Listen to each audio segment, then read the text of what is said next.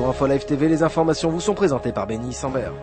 En Israël, on commémore aujourd'hui par une série de cérémonies la journée du souvenir de la Shoah, le génocide des 6 millions de juifs par les nazis durant la Seconde Guerre mondiale. Le Premier ministre Ehud Olmert s'en est pris dimanche soir lors de la cérémonie officielle d'ouverture de la journée au mémorial de Yad Vashem à Jérusalem à ceux qui n'ont pas encore tiré les leçons de la Shoah. À la Knesset, les députés ont récité à la tribune les noms des victimes dans le cadre d'une cérémonie intitulée « Tout homme a un nom ».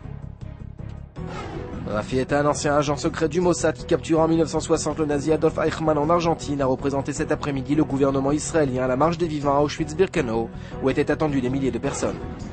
Selon le premier ministre palestinien Ismaël Haniyeh, le nom de Marwan Barghouti se trouverait sur la liste des prisonniers présentés à l'État d'Israël en échange de la libération de Gilad Shalit. La semaine dernière, le nom de l'ancien chef des Tanzim n'y figurait pas, ce qui provoqua un véritable tollé dans les rangs du Fatah. Le ministre de l'Intérieur palestinien Hani Al-Kawasme a affirmé dimanche ne posséder aucune information sur le sort du journaliste de la BBC Alan Johnston, qu'un groupe inconnu affirme avoir exécuté plus d'un mois après son enlèvement à Gaza. Âgé de 44 ans, le journaliste a été enlevé le 12 mars dernier par des hommes armés et masqués.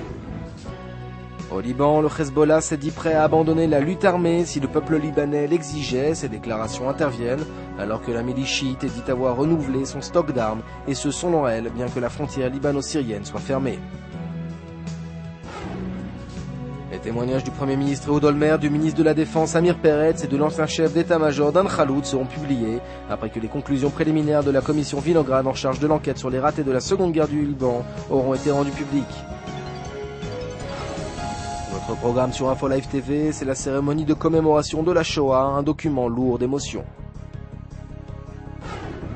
Puis retrouvez l'analyse de Simcha Epstein de l'Université hébraïque de Jérusalem des derniers propos controversés de Jean-Marie Le Pen.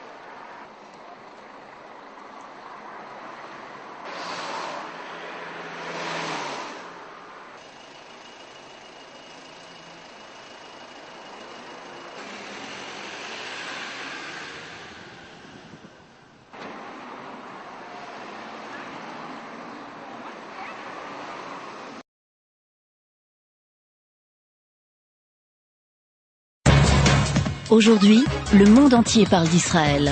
Mais qui parle d'Israël au monde entier, en temps réel, en 4 langues et en direct de Jérusalem? Infolive.tv, la première chaîne de télévision internationale israélienne. 24 heures sur 24, 7 jours sur 7, suivez de l'intérieur l'actualité d'Israël et du Moyen-Orient. Des reportages, des interviews, un grand journal et des flash infos en images dès que l'actualité l'exige.